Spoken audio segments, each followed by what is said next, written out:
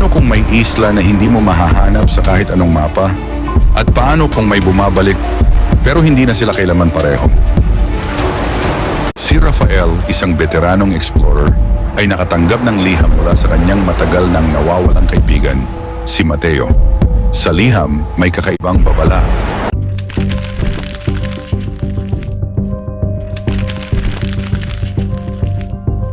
Ngunit imbes na lumayo, mas lalong naakit si Rafael.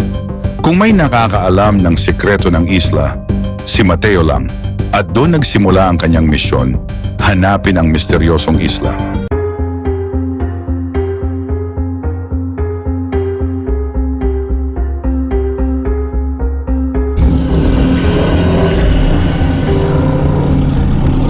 Habang bumababa si Rafael sa dalampasigan, may kakaiba siyang naramdaman.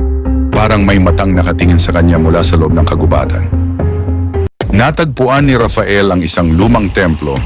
May mga ukit sa dingding na nagpapakita ng mga taong nawala. Pero isa sa mga larawan ay mukha ni Mateo. Hindi maaring, "Mateo, bakit nandito ang mukha mo?" Dahan-dahang lumapit si Rafael sa altar.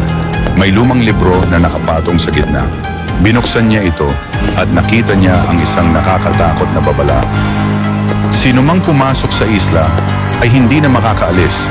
Ang tanging paraan ay ang kapalit ng isang bagong kaluluwa. Biglang may kamay na lumabas mula sa likod ni Rafael. Nagulat siya, lumingon. Si Mateo, ngunit may kakaiba sa kanyang mga mata, tila wala ng kaluluwa.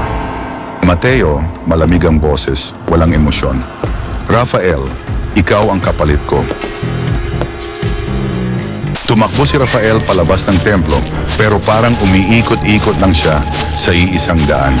Kahit anong gawin niya, bumabalik siya sa parehong lugar. Ang isla ay isang bitag. Hindi ka makakaalis hanggat walang pumapalit sa'yo. Nakita niya ang kanyang bangka sa dalampasigan.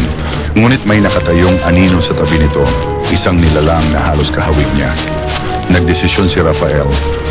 Dapat may maiwan. Pero sino? Ikaw na ang susunod.